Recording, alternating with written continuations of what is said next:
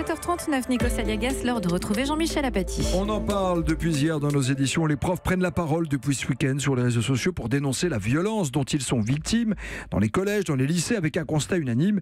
Ils ne se sentent pas suffisamment soutenus par la hiérarchie. Jean-Michel Apathy, est-ce que le ministère de l'Éducation nationale a bien pris la mesure du problème ? On peut en douter. Je vais vous lire quelques déclarations de Jean-Michel Blanquer, mais avant, il faut s'arrêter sur les professeurs qui prennent la parole. Bien sûr, ils veulent faire passer le message de la violence qu'ils subissent dans les établissements scolaires, les insultes, les agressions dont ils sont victimes, de la part de collégiens, de lycéens, mais aussi quelquefois de parents d'élèves, parce que voilà, la réalité scolaire est complexe. Ce qu'ils racontent de plus intéressant au fond, c'est ce qui se passe après l'agression, c'est-à-dire les conseils de discipline qui ne sanctionnent pas, les chefs d'établissement qui sont accommodants, et ce qui ressort principalement de cet hashtag pas de vague, c'est que les enseignants se sentent abandonnés par leur hiérarchie. Ils sont seuls en première ligne pour gérer des situations difficiles. Alors, ça nous oblige quand même à élargir un peu la réflexion sur la violence en milieu scolaire. Bien sûr, la société, donc le pouvoir politique, donc qui vous voulez, les maires,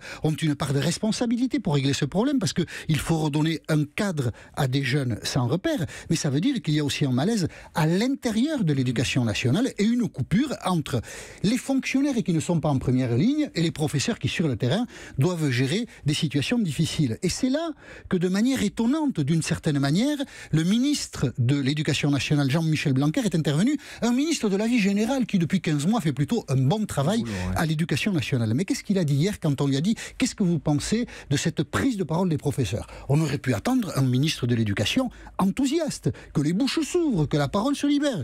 Il n'a pas du tout dit ça. Il a dit, je cite Jean-Michel Blanquer, « Ça ne me gêne pas que des gens disent ce qui leur arrive sur le terrain. Ça ne me gêne pas. » On a quand même connu plus enthousiaste. Et quelqu'un qui dit « ça ne me gêne pas », en fait, il dit « ben ouais, ça me gêne un peu. Ça me gêne un peu qu'on déballe le linge sale en famille. » Voilà. Et Jean-Michel Blanquer a ajouté autre chose de plus surprenant. « Il faut faire la part des choses », a-t-il dit. « Ce n'est pas parce qu'on écrit un tweet que ça correspond à la réalité. » Au fond, Jean-Michel Blanquer dit « mais est-ce qu'on est sûr de ce qu'ils racontent là, les professeurs ?» Et ça, c'est quand même stupéfiant, de voir le ministre qui est au sommet de la pyramide, qui doute de ce que racontent ses troupes à la base. On mesure l'épaisseur du malaise à l'éducation nationale, où ce qui manque surtout, c'est la confiance entre ceux qui sont tous les jours sur le terrain et ceux qui, ailleurs dans les bureaux, n'ont visiblement pas la même appropriation de la réalité.